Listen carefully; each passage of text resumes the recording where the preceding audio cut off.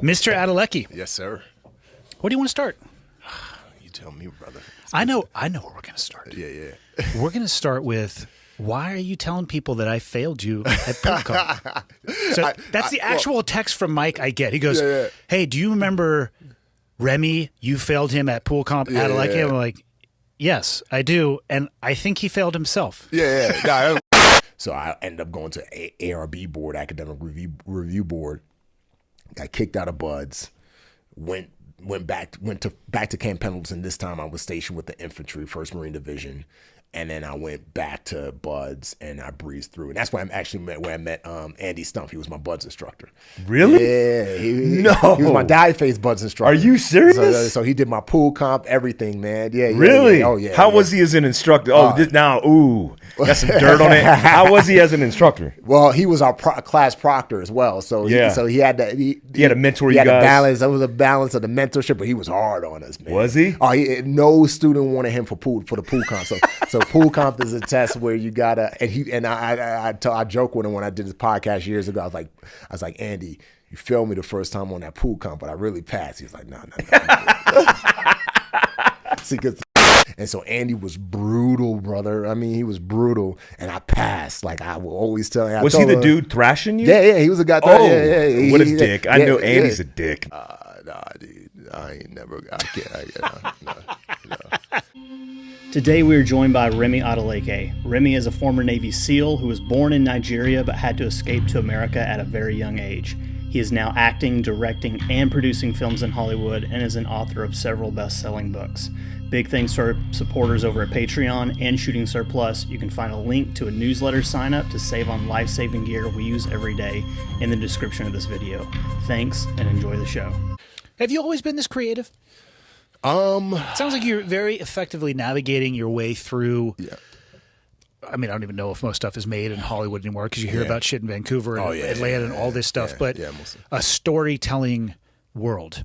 I would say it comes from my mom. You know, when we were kids, my mom, she was a creative writer. And whereas some parents put a football or baseball or, jujitsu in front of their kids and say, hey, get to work, my mom was all about writing. She would give my brother and I books and New York Times articles and make us read them and then write reports and figure out how to not change the story but articulate the story in a literary format with our thoughts. She had us doing that from the time we were like 6, 7 years old. And if the reports weren't near perfect, we had to pick another article or another book and start again. So I think that story, going back to the point that was brought up earlier, whether somebody's born or made to do something, I think maybe the DNA was there. My dad's an engineer. And, and part of being a storyteller is you have to be an engineer. You have to be able to engineer a story. You have to understand story beats, 3-act structure, character arc, climax, antagonist, protagonist, where certain things happen in the story beats, hero's journey, all these different things.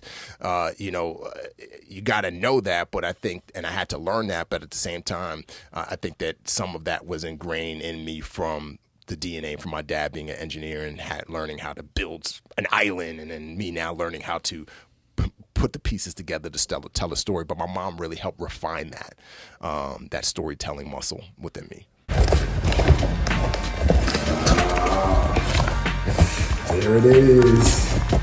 After 10 years of Chameleon being in my head and 2 years of working on it, it is finally here. I'm super excited for all of you to read and experience Chameleon, and for all of you who enjoyed Transform and didn't want it to end. I have to tell you, you're gonna really love this because all Chameleon is a very fictional extension of Transform. Just like I was born in Nigeria and had crazy stuff happen to me, Kylie was born in Nigeria and had crazy stuff happen to me. Just like I grew up in New York City, Kylie grew up in New York City. Just like I rose up through the ranks and did some cool stuff in government, Kylie did as well. And this might be Kylie on the cover of the book, or it might be me. You're gonna have to read the book to find out. So I'm excited for you all to get this. July 25th is when it drops, but you can actually pre-order a signed copy right now with the Talk Shop Live link in my bio. And you have from now until July 18th, this Tuesday, to get yourself one.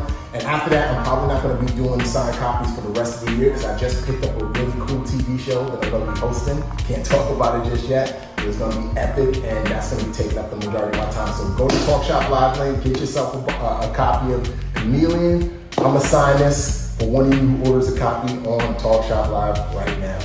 Remi out.